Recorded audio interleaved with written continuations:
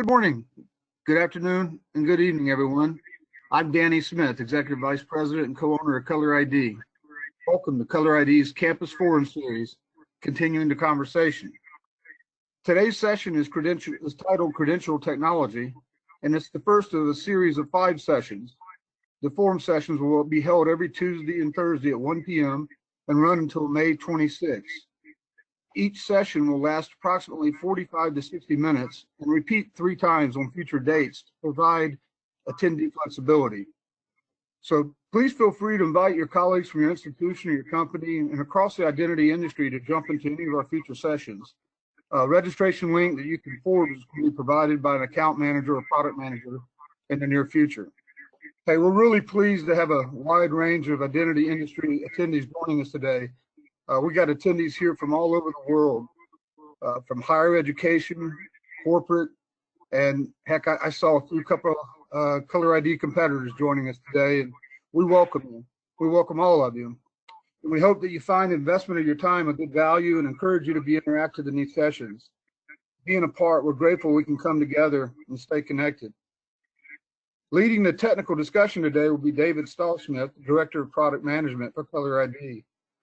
David brings a wealth of technical information from over 14 years of working with advanced identity solutions. Many of you know David and have worked with him over the years as he works closely with manufacturers, vendors, and end users to promote the understanding of our complicated products and services that comprise our identification industry. He's contributed to the decision-making process at many universities, healthcare facilities, and government agencies as they consider acquiring contactless, smart card, mobile ID, and biometric systems. Since 2006, David has presented annually at the NACU conference and has also presented at the NACUS annual and leadership conferences, European and Canadian campus card users conferences, and full-day identity summits hosted by prominent universities throughout North America. Now, joining David on today's session as moderator is Mark Deegan, Color ID's corporate marketing manager. Mark spent the last 16 years managing Color ID's marketing department. In addition, he also juggles duties of account representative for some of our most strategic partners, both customer and corporate. He's also a project manager for Color ID's banking-related customers. Mark's technical knowledge concerning identity solutions is a testament to himself and a great example of the value differential that Color ID frontline employees bring to our customer and our corporate partner relationships. Now, just a few housekeeping items, we'll get started. We're really encouraging these sessions to be interactive as possible, and we want you to utilize the question box to submit questions. And depending on your question, we may answer in real time or wait till the conclusion of the presentation during the Q&A. In addition to asking questions, there will be live polls throughout the presentation, so please make sure you participate in those as well. Color ID's entire higher education team is listening in on these sessions and wanted me to convey that they're here for any follow-up discussions or questions. Just call or shoot your account manager an email. Also, a reminder that everyone who completes the 5-session forum will receive a certificate of completion and also a Color ID swag bag filled with some really nice items. And please note that each session is going to require separate registration for the multiple dates that are offered.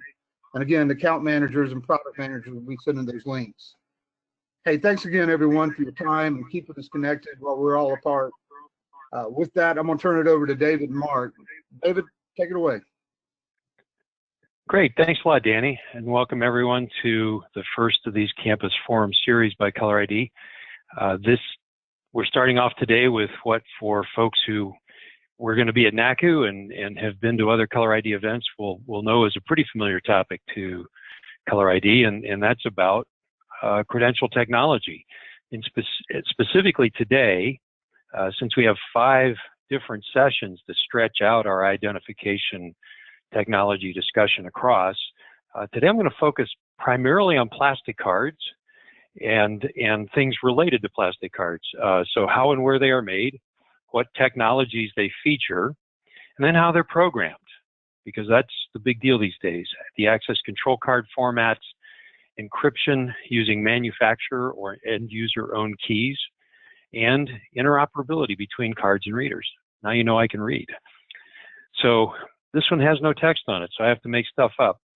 So just for a moment, I'm going to talk about card construction. And I've been, ever since I started talking about cards 14, 15 years ago in public places, I have found the topic of card construction to be valuable. And again, right now, it has become very important. And there are a couple different reasons for that. So just a quick reminder, here's how mag stripes are laid on cards. And so for those of you that occasionally, we come across someone at our university who says, I need 2 mag stripes on my card, and one of them could be black and the other needs to be a 3-track red or blue or yellow stripe. And the reason that we or anybody's card vendor may come back to them and say, yeah, you can order that, but we have to order a roll of yellow mag stripe material for you. You can see right here on the top of this machine are rolls of mag stripe material, and they are, as the sheets go through, the material is pulled off and tacked onto those sheets. And then those sheets are laid up with other sheets, including if your cards have pre-printing. Then you see on the left there, that's a, let's see, 1, 2, 3, 4, 5, 6, 7, 8, 24 up sheets. So 24 cards on that single sheet right there, just the pre-printed layer.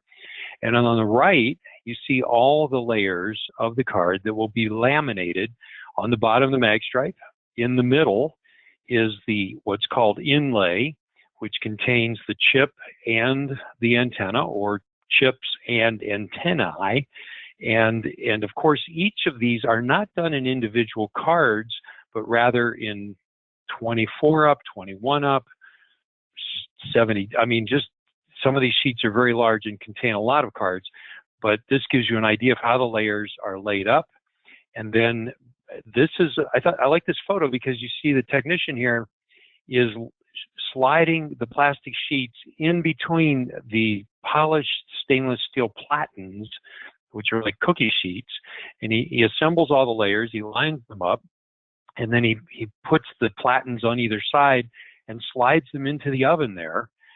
Some of them, sometimes they have an automatic feeder, and I've seen larger machines than this. This is a big one, but there are even more machines of larger size, and the platens go in there with the card materials layered, and then with a lot of heat and pressure over a period of hours, they're heated, the glue and whatever the bonding materials are between those layers are fused, and then they're cooled. And it's an extremely precise system and requires careful monitoring for the different types of materials that are used. If you have composite sheets in there, then they require a certain kind of temperature and treatment. And then if you only have PVC, it's a different process. So it's like baking, only really high level. You have to be very careful to get everything right. And one of the reasons I'm going through this is because occasionally you'll order cards for years and they're great, and then you'll order cards and they're delaminating. Occasionally, some cards are having a problem, and you could go back to this process and say anywhere in this process something might have gone wrong. Maybe for some, maybe for the whole batch. Sometimes the materials that are in the layers of the cards are a slightly different formulation. I remember 12 or 13 years ago, there was one company in the world that supplied most of the composite layers for cards. And something happened and they went offline for a number of months. And so the whole card industry was scrambling to find materials that they could use for their composite cards. And it put a huge delay on everybody's orders as they waited for their composite cards to be sourced and then assembled. So that's the background. And the story I just told you there is leads to the other reason why I'm talking about how cards are made. And that is because right now, we are entering a time when there may be supply chain challenges. And as you know, some institutions have stood down on their ordering. They're not ordering as much. It's sort of a wait and see. Others are ordering on schedule because they have budget and they need to spend that before the end of the year. However, it all affects the ordering. And so one major card supplier that we work with just sent us a communication last week, and they had 3 points that were of concern. And the first was ordering for items in stock. We're maintaining our standard lead times. So if the cards are there, they'll ship them. But for items subject to a disruption, we will schedule based on committed supply and logistic timing and communicate accordingly. And why? Well, because facilities are operating under exclusions during shelter-in-place restrictions, as you might imagine, and they could be shut down. And not all of these facilities are in North America. In fact, many card manufacturing facilities are located around the world in other countries that have their own approach to shelter in place and lockdown and shutdown procedures. So that is a bit of a threat to our industry right now. And then the last thing, logistics. At the very least, they are constrained due to reduced air cargo capacity. So card orders are not enormous, and a lot of times they are flown. So if they're made somewhere in Asia, oftentimes they're flown back to the United States and then distributed from here. So not much flying going on these days. So that affects the way that cards can be moved. So the advice, and Color ID sent out an email to this effect, is you don't know, nobody knows for sure when students are coming back at this point. Just keep in mind that as soon as you know something or have a guess that there is a date that they will come back, you might want to place an order, because when this thing is lifted, at least in part, there probably will be a lot of orders released. And at that point, whoever's in line gets the cards first. Probably sort of like the small business loans that just opened up last week. So, it's just crazy times, and a lot of things have been taken away. And when they're finally restored, they can go fast. I don't even need to go into other real world examples of how that's affecting us. But cards, keep it in mind. Ribbons, other things too. So having talked about that a little bit, let's talk about contactless cards, fairs, and classes.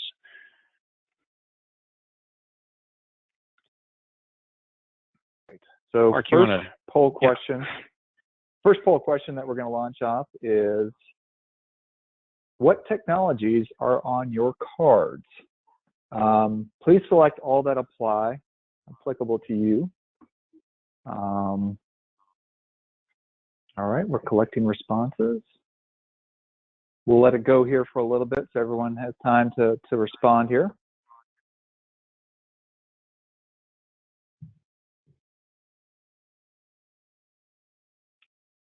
All right, 60% of you have voted so far. Thank you. Let's keep on going.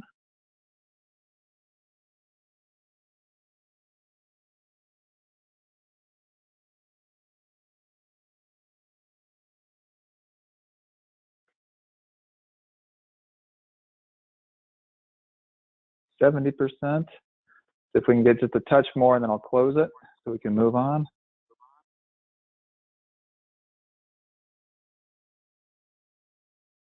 Okay. All right, I'm going to close it. I'm going to share it. All right, there you go. All right. So we have, poll results.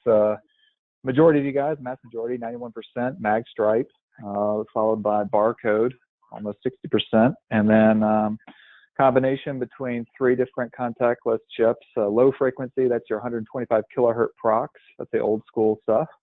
Then we've got MIFARE, that's 13.56 megahertz, could be classic DESFIRE. And then lastly on the list, we've got the HADI class family, could be SE, COS at 28%. All right, thanks for everybody for interacting with that one. I'm gonna there. Great, thanks, Mark. Thank you everyone for voting. Surprising, only 57% barcode. So it's like libraries are losing their grip, the iron fist of barcode over there in the dusty halls of the library. But splitting Prox, MIFARE, and iClass, and I'm going to guess some of those probably have Prox and iClass on the same chip or on the same card. So let's go there and just talk about card technologies very briefly. Barcode, Stanford University, I think they still do put the barcode right on the front. Mag stripes, We talked a little bit about that. Really, no security to speak of there, but very useful and inexpensive, and they work. They just work.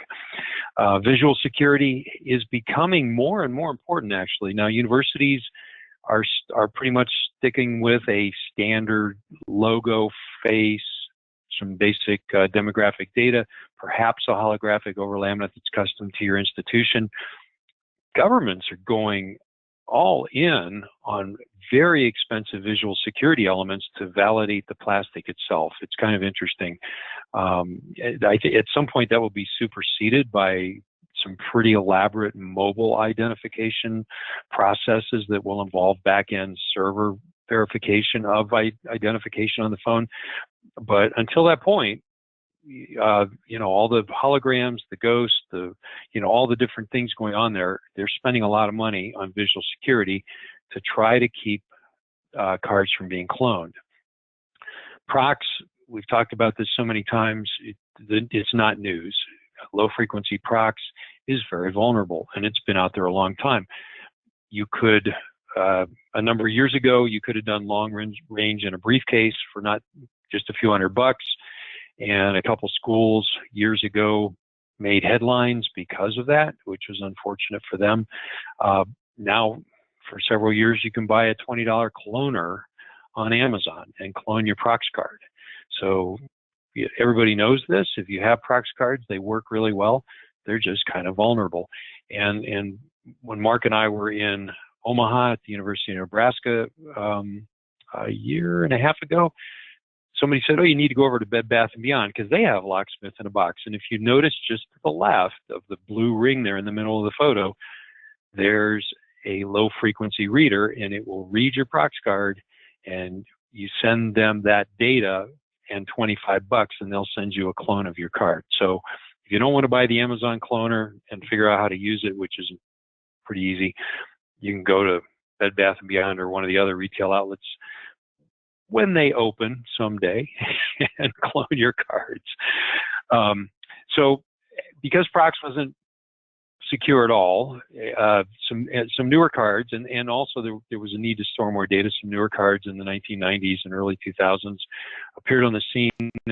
MIFARE Classic at the time, it wasn't called Classic, it was just MIFARE, and it was introduced by Philips, who then spun off the chip making business to NXP. And MIFARE Classic is still very popular. It is totally broken. It's easily cloned, but it's super inexpensive, and it's used in so many places, hotels, transit systems. The hardware is there, and the hardware is expensive and hard to replace. So it's doing its job for a lot of end users out there. iClass was introduced early 2000s. It had a longer range than MIFARE, not quite as long as Prox. It had a lot going for it.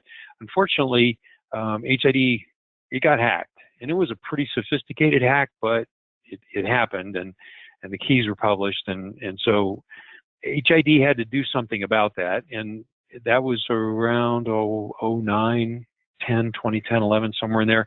They introduced on the right the HID SIO, the Secure Identity Object, which is a software approach to securing the data on, at that time, the iClass card. So HID developed a very secure method for encrypting the data before they loaded it onto the iClass chip, so that even though you could get the data off of the chip, it was still encrypted, and decrypting it was done according to industry standards, and you can't decrypt it. So even if you got the data off the card, you could not reuse it on another iClass card.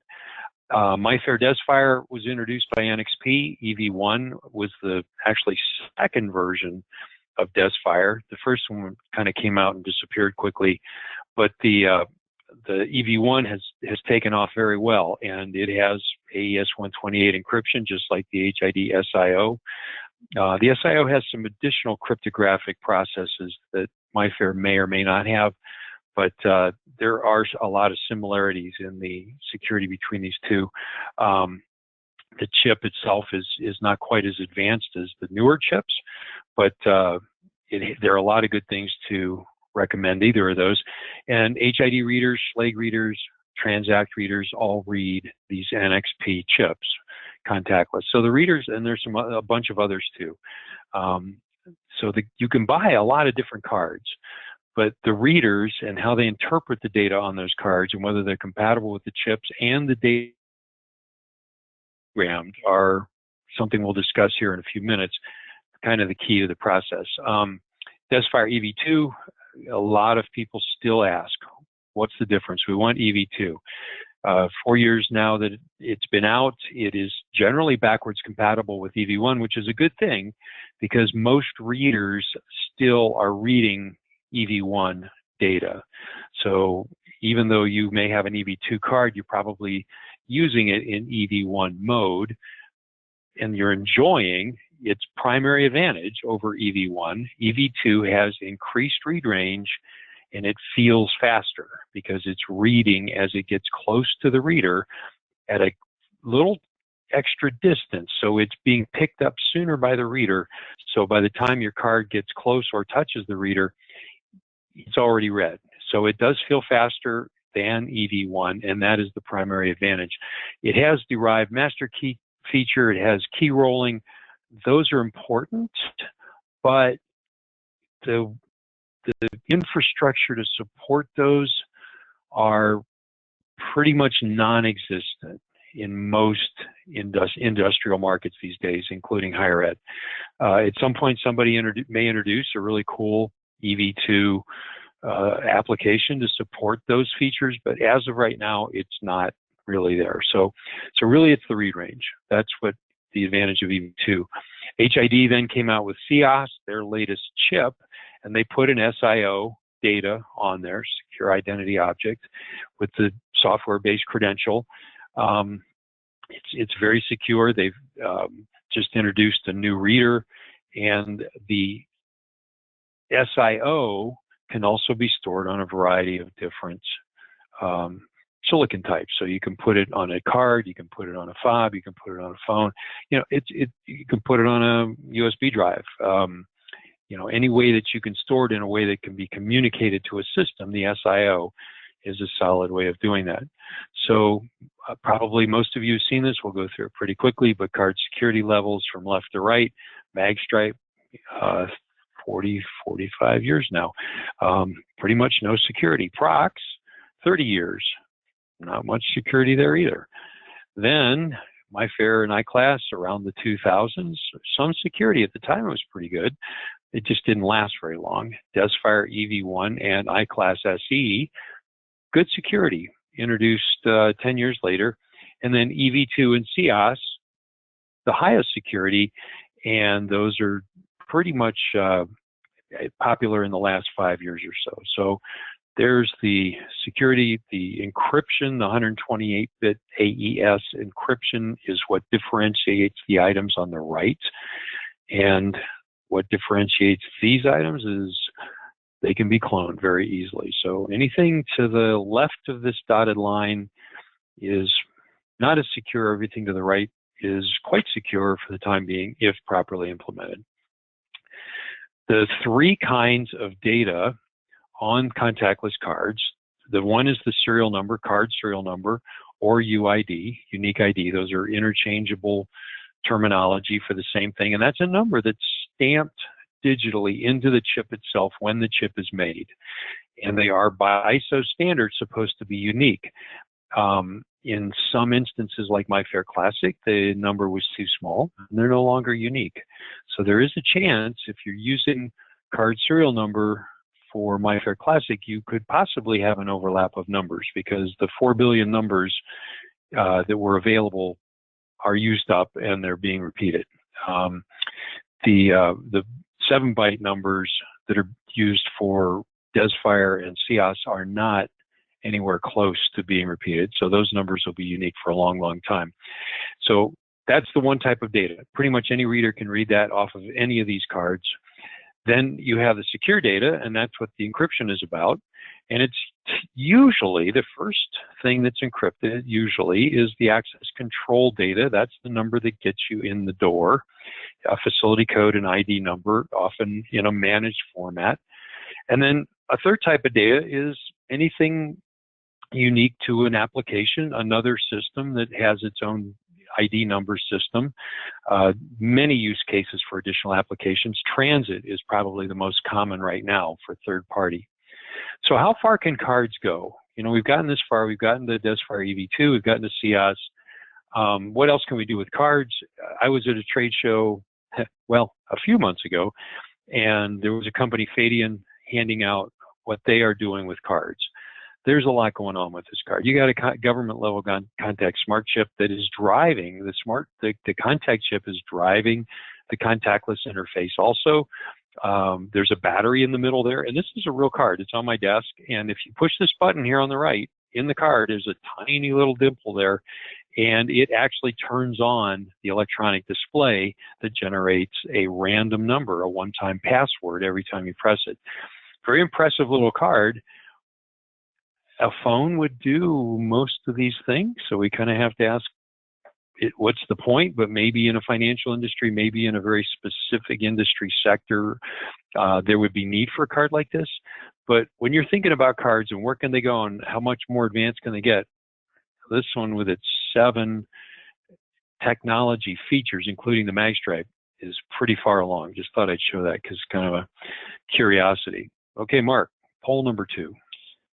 Okay, so poll number 2. Are you planning to migrate to a higher technology card in the next 3 years or so? So let's see what type of responses we have.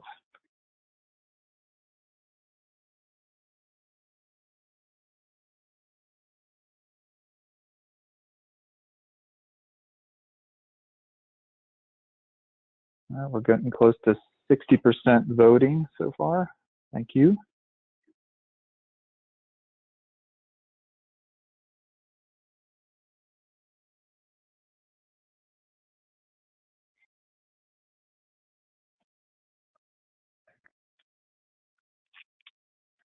All right, I'm gonna close it and share it. So 62% hope so. 26% we're going straight to mobile someday. That's very interesting, Dave. And then 13% probably not. Okay, very good. That's an interesting one, especially about the mobile.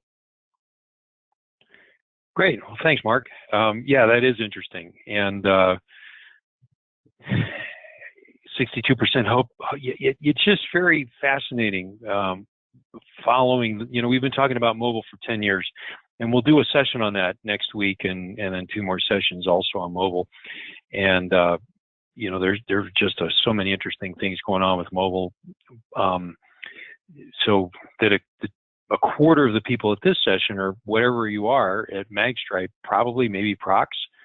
And instead of trying to figure out what kind of other technology card in the middle there, just hang out a little longer and go to mobile. Makes a lot of sense. So whether you go to mobile or you go with a Prox card, or you go with any other kind of card, this slide is from a presentation I gave 10 years ago, and it was about access control number formats. When you order your cards to be used with your access control system, whether it's CS Gold or Linnell or Johnson Control, CQ, or whatever it is,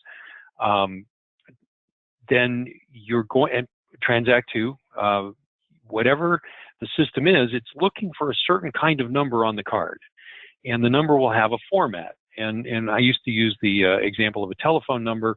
If you take the hyphens out, it's just one 10-digit number. You put the hyphens in there, all of a sudden it looks like a phone number. In the past, the 26-bit has been the most commonly used format for Prox, and and then that was split into 3 digits for a facility code and up to 5 digits for a card number. And then there were proprietary formats. 26-bit was open, but proprietary formats was a way that a dealer could say to his customer, well, I'm going to give you a more secure format that you can only buy from me. And everybody go, okay, cool. Prox isn't so secure, so we can limit the format. And since HID and maybe only a couple other companies had the equipment to do card programming at the time, the format provided the security. What little security there was, that's where it was. 20th century Prox, that's what you counted on. In the 21st century, any of these Prox formats can be cloned. easily. It doesn't matter. I get it. I still get it all the time. Oh, we have Corporate 1000, so we're secure. No, you're not. Give me the $20 Amazon device. I will clone your 35-bit Prox card just as easily as a 26-bit open format card. And the reason is because the data, it's just zeros and ones. They all come off the card in order. It doesn't matter what the format is. When you go to order it from HID, if it's a proprietary format to your particular access control company, HID will not program that format for another dealer unless you give them permission. Or certain formats are locked to that dealer from the dealer's side. But it doesn't mean in a Prox card they can't be cloned. So in the new cards, the contactless cards, security is in the encryption. The formats provide some security, but mostly it's in the encryption. But you still need to you need to have the numbers programmed in your cards, and most institutions still order their cards with pre-programming, and the pre-programming has to be something that your access control system is looking for. So the card makers offer managed formats, which is pretty handy. You can go with open formats where your dealer or somebody or you have to make sure you don't ever place orders with ID numbers that overlap a previous order, because then you got a bunch of cards programmed that are duplicates and you can't use them. So the manufacturers will create a unique facility code, and they will guarantee that the ranges never overlap. At HID, they call it Corporate 1000. So the 35-bit format lasted a long time. They hit a little over 1 million numbers, and they were, no, it wasn't it was the 4095 facility code. As soon as they got a little over 4,000 facility codes, they ran out. And so they bumped it up to 48 bits. So now, if you're starting with Corporate 1000 format with an HID card, you're going to get a 48-bit format, and you'll get 8 million unique ID numbers. It'll go on for a long time. You just have to make sure if you have an older access control system that your system can handle the 48 bits, because some of the older systems or some of the older panels don't like the numbers that long. Schlage, Allegion offers 2 different formats. They have a copy of the Corporate 1000 35-bit of the HID, which they call 35X. And then they have their own 40X, which is obviously longer number range.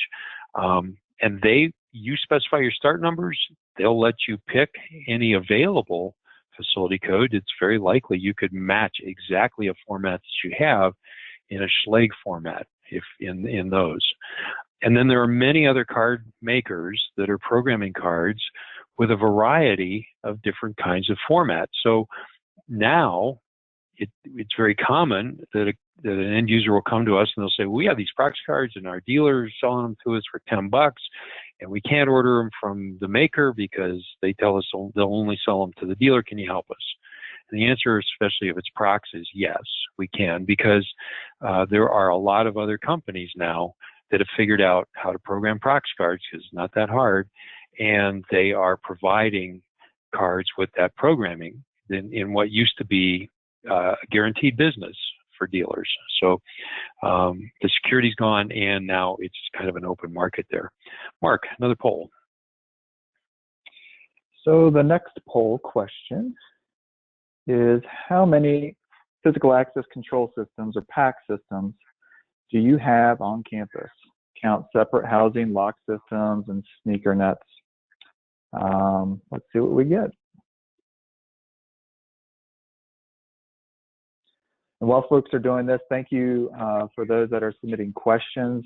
Some of these I'm going to hold to the end and pitch them to Dave. But again, as you guys have questions, keep on sending them out. Some really good ones here.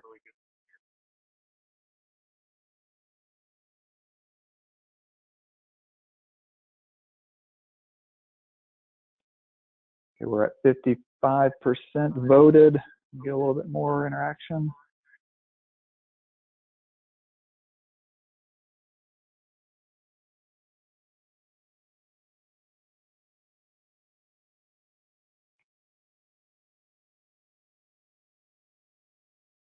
Alrighty.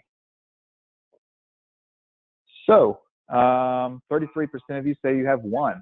That's a pretty solid number. Also at 33%, 3 PAX systems. Wow. 16% of you have 2, and then tied at 9%, 4 and 5 or more. Holy cow. Okay, cool. Thank you guys for interacting on that one. All right, thanks, Mark. Yeah, that's very interesting. It's not unusual, obviously, that schools have 4 and 5 access control systems by the time you count those offline locks and other things. But certainly 2 and 3 is half the market right there. That means if you're trying to pick a card, it's going to have to work on 2 or 3 different systems at least, and how many different types of readers are on those systems. So we'll go talk very briefly about PAX physical access control system basics. The thing that impacts the reader or the card is that the reader sits out at the edge of the access control system, and it is not particularly smart. They're complicated little devices, and some of them are highly programmable and have a lot of different features. But in terms of the data, they capture the data from the card, they decrypt it, and they pass it to the access control system panel where the decision is made whether to open the door or not. The software in the background on the server pushes updates to the panel. Sometimes it's done in real time to the door. Sometimes the panel handles it. In all of those connections, though, and on the right there's a little bit of a complicated system, including a biometric reader and some other things. But the idea is, with all those different connections, any link in the system that's weak is where the system could be attacked. So one of the things that has come up recently, and the reader manufacturers especially are focusing on this, is OSDP, Open Supervised Device Protocol, and it provides an RS-485 two-way serial communication between a reader and a panel. And you can do a lot of stuff. You can encrypt the data, that's the card data traveling from the reader to the panel. You can roll new keys out to the card reader. Many things are possible because now you have two-way communication. However, it's entirely dependent on what the panel itself and the system behind it supports and what the reader is capable of doing if it has an OSDP connection. So the protocol is robust. The processes on either side are in development, and it's being figured out. I think with what's going to be happening with readers with mobile, I think it's going to be even more important for two-way communication between readers and systems. So PAX readers and mobile, just to jump briefly over here, Transact readers, as probably everybody knows, are fully integrated into the Transact mobile and card system. If you have Transact on your campus, you buy the readers, you buy the system to program cards, or you buy program cards, and everything works. They have developed a lovely little turnkey system. It all works within itself. If you're not in a Transact campus, you have a lot of other options, and they're increasing daily. Well, not daily, but frequently, and not the least of which is that HID just introduced a new reader line called Signo, and it's the latest generation of the iClass SE readers. It can handle OSDP and Bluetooth, which was the old readers had to be one or the other, so now it has both. It also has enhanced NFC capability for reading credentials from iPhones. Schlage has an integration for mobile in their readers and locks. Wavelinks also offers options for OSDP, NFC, and Bluetooth. So the readers are being upgraded. New companies are introducing readers. There's a lot going on in access control. And then locks are a big deal because a reader's $200 or $300. A lock set is $300 to $1,300. So you have a good size installation of locks.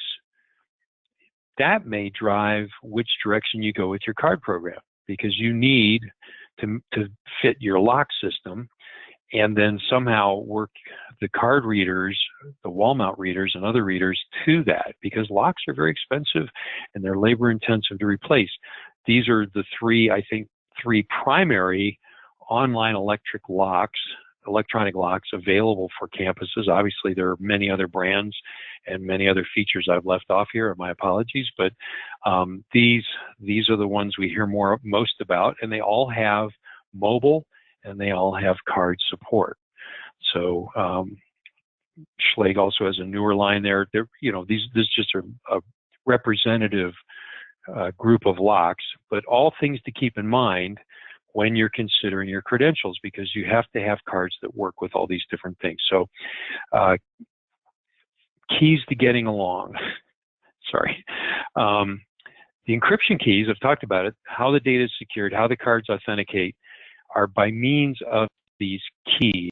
And just to differentiate for a moment, for folks who are coming more from a database world, they think of a key as something that's a unique identifier for a cardholder account. In encryption and cryptography, the key is not an identifier so much as it is actually the thing that locks the data, like a password. If you don't have the key, the account has another identifier, but the key is what enables you to lock and unlock the data. So if you are working with physical access data, like the formats, the 26, the 48, the 35, the 40-bit formats that are going to work with your access control systems, that data coming from the manufacturer is either encrypted with the manufacturer's standard key, or it can be encrypted with a custom key. Then in most cases these days, the other areas on the cards, on the chips, are locked with default keys. So you can often put other applications on the cards, even though you're getting them from a manufacturer that's putting their access control application on the card. That was not the case 10 or 15 years ago. Manufacturer would lock the whole card just so that it could be used to open doors and nobody could use the card for anything else. That's not going on right now in most cases. The areas of the cards that are not used for access control are usually left unlocked and can be used for other applications if you can find a way to get that data on and off of there. So very important, readers and cards have to know the same key, because they're like passwords. And so if you have HID cards, you're probably going to have an HID reader. If you have Schlage cards, you're probably going to have a Schlage reader or Schlage locks. If you have Transact readers, you're definitely going to have Transact program cards. That's just the way it works. Now, there are ways to get around that, but it takes a little bit of work. The key length affects the security of the data encryption. MIFARE Classic, 48 bits, it wasn't very long. There were some other problems too, but that didn't help. DESFIRE EV1 and EV2 has 128-bit encryption. And remember, these are not additive, these are exponential. So every bit adds an exponent of 2 to the data. So the numbers grow very rapidly, exponentially, as it were, kind of a familiar concept to us these days. So the keys can also be stored on the card in encrypted form. All these companies offer custom key options. HID calls it Elite Key, which you can get in a CS or an iClass card. Allegiant calls it a custom key. Wavelinks has an innovative custom key set management program.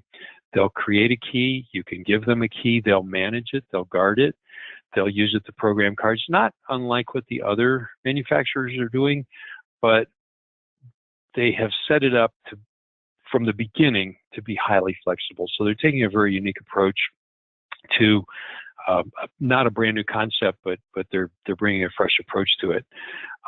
But don't assume, this is very important, don't assume that because you have a custom key for your cards that you can go get anybody's reader and program it to work with the custom key on your DESFIRE card, for example. There are a lot of other factors involved. I'm not going to go into all that. It gets pretty complicated in a hurry. So if you are considering using a custom key and you want to know what are your options because of that, talk to folks at Color ID. Other people in the industry can give you a lot of good information about that, but it gets complicated quickly. So you can get custom keys. Yes, it helps. It may work very well to your advantage and give you some independence, but it may not be as easy to do something with it as you had hoped. Then there are other readers on campus, obviously, point of sale, multifunction devices, vending, many other types of readers where you will want to use your cards. And so you can get two types of readers, one separate and one integrated. So, for example, this one here, the Konica Minolta, is available with biometric authentication. It's got to be a Hitachi finger vein scanner or a universal ID card reader. It reads various ID card technologies. This is from their information. You need to not just assume it reads all, it reads various. So you have to find out. It's going to take a conversation with Konica Minolta, and probably not the guy who's showing you how the printer works. It's going to have to probably be somebody back at the head office or home office these days who actually understands the range of cards that their readers, their integrated readers, can read. So when you're reading data at these devices or at the points of sale, you have the choice. You can read the PAX data, the access control data, the Corporate 1000, the card tracks, the 32-bit, whatever your data is on your cards, or that's already pre-programmed, and you put a reader out there to read that. Or you may want to create a unique application on your card separate from your access control system, and that certainly can be done. Again, it's not easy, but it can be done, and then you can program your readers to read that unique application. Here's an example, just some examples of USB serial readers, probably some of the most common. The STID reader on the right there is an RS-4085 interface, so you have a two-way communication. The other four are all USB and can be either serial or keystroking. So that's kind of cool. Gives you a lot of options depending on what machine you're trying to input your identity data from your credential on. Poll number 4. Hit it, Mark. Okay. Do you have a strategy for replacing or ordering new card readers with an eye to mobile? Please select one.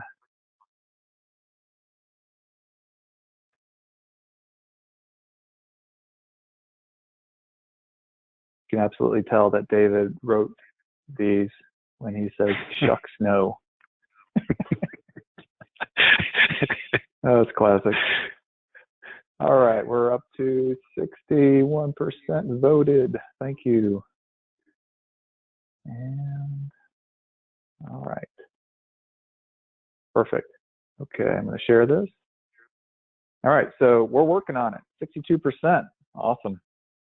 Absolutely, 28. And shucks, no, 11%. Take it away, David. All right, thanks, Mark. Well, that's good. So everybody knows, you know, when we build a new building, when we're upgrading readers, when a reader fails, we need to replace it with something that will read what's coming. So that concludes what I had to say about credentials and the technology today. So now we can jump to any questions, Mark, that you've picked up from our audience. Perfect, Dave. So one of the questions that was asked earlier was, I have heard in the past that jumping straight to mobile is not advisable. What are your thoughts on that? I'm curious. I mean, I want to ask the question, why not? Straight to mobile from, I'm going to say Magstripe. If most of what's going on with mobile right now, the phone is acting like a card.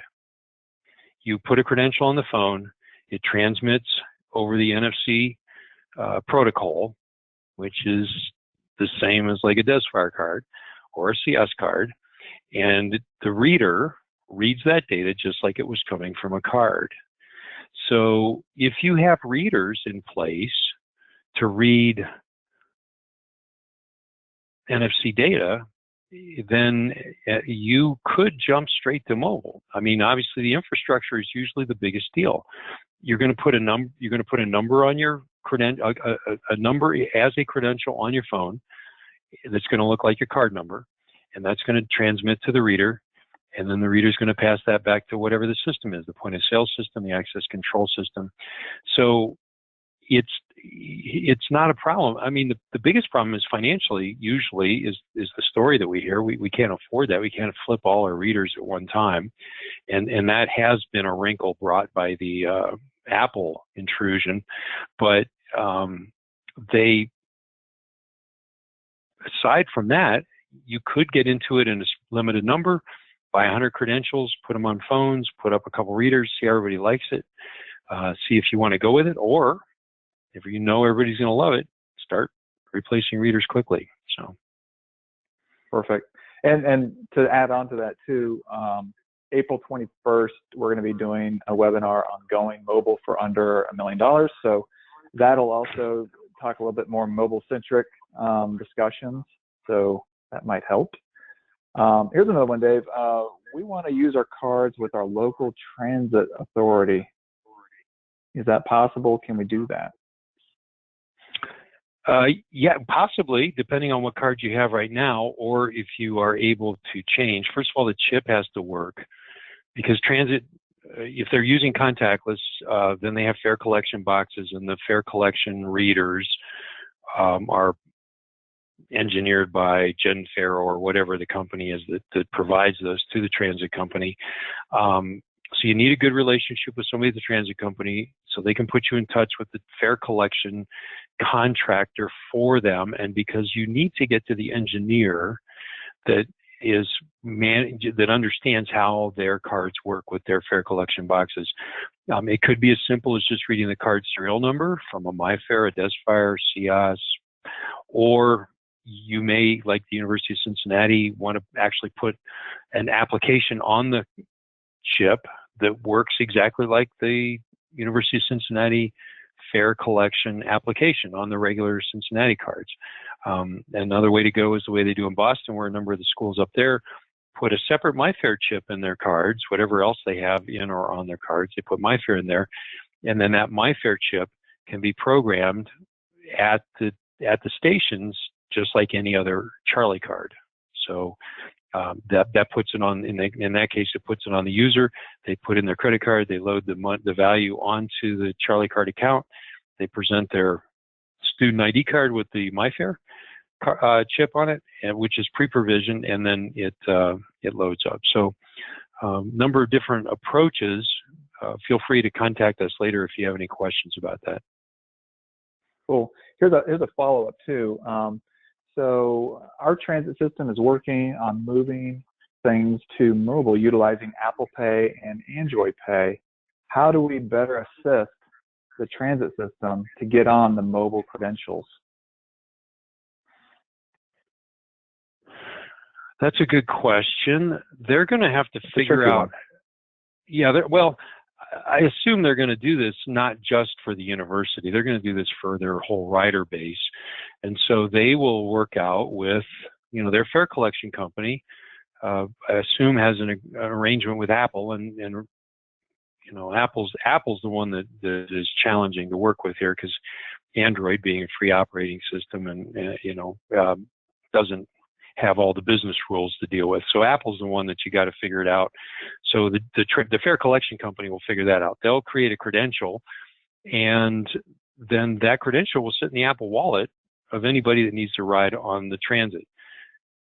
That won't be a university credential, although the university may be the entity that assists in distributing those credentials. So that'll be an interesting process. Whether probably the transit company will not provide a management software to support that. So you'll probably have to figure out a way. Maybe it'll be as simple as sharing email addresses and student ID numbers and distributing it that way. But there's some business processes to work out there.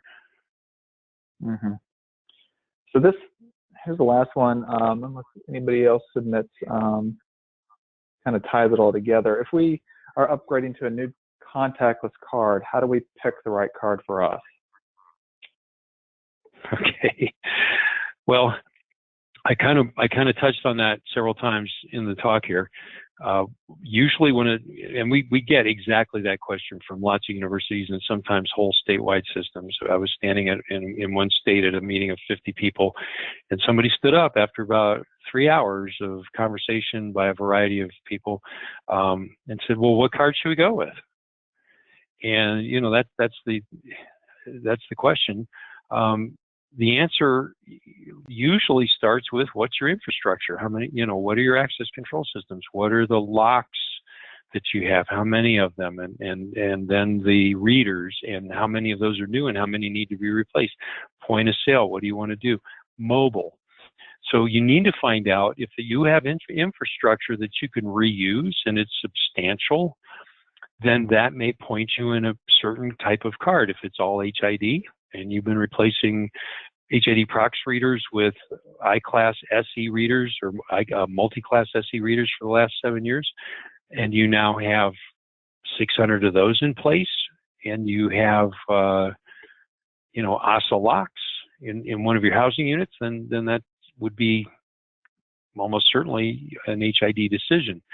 Schlage similarly, and then you get into hybrids where somebody has all HID wall mount readers, but they have 4,000 Allegiant locks, Schlage locks. The locks are expensive, but can they be upgraded at a reasonable cost? There are just a lot of different pieces. You need to do an inventory of what you have, count the locks, count the readers, count the point of sale terminals everywhere you're going to use your credentials. Figure out if is there anything that stands out that points in a certain direction. If not, start doing some math and then look at the various products. Is there something, if you're equally distributed between two different options, then at that point, you're going to have to pick a direction for one reason or another. And at that point, it's up to you. Maybe you just like the color of one company better than another. So it's, but first start with, what do we have? And go from there is usually a good place. Cool. Thanks, Dave. So I don't see any more questions in here. So while I wrap it up, if anybody else has any other questions, I'll interrupt myself to plug those in. But just to reiterate what Danny spoke at the beginning, this is the very first webinar of the 5-part series of the Campus Forum series. This coming Thursday, we have the second webinar, which is on remote card office, again at 1 p.m. You do need to register for these individually. And just like Danny mentioned, for those of you that get all 5 completed, we'll put together a nice certificate and a swag bag. We'll figure out how to get those to you guys at a later date when everybody is back to normal, whatever that means. And that's pretty much it. I hope I didn't forget anything. Lastly, we will definitely share this presentation and we will include the survey results. Once the series gets wrapped up, we'll most likely send it out to the folks who registered for it. And please feel free to forward this on to your coworkers, other folks in the industry. We just want to share some knowledge, and if anybody has any questions outside of this that they don't want to ask now, just reach out to their account representative or just Color ID. So that's all I got. Anything else for you, Dave? No, I just, if anybody wants to play word cloud right now, you can. Oh yeah. Go to the website that's showing there at the top of your screen. Go to www.menti.com, type in a 6-digit code on your phone or your computer, and answer the question. Okay.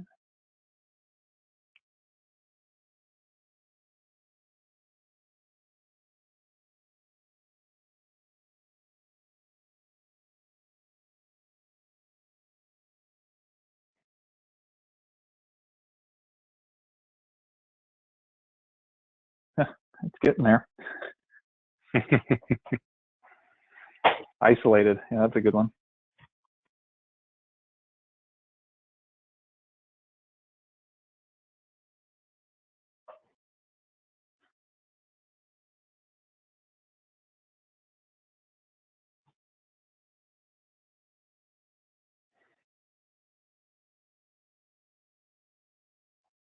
suppose you can't argue with good, you know?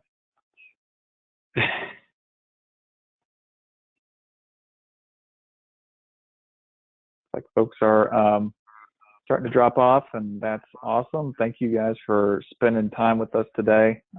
We hope everyone is safe and secure, and we will catch everybody on Thursday, hopefully, and we'll do it again. There's some good responses coming in still. Great. Thanks a lot, Mark.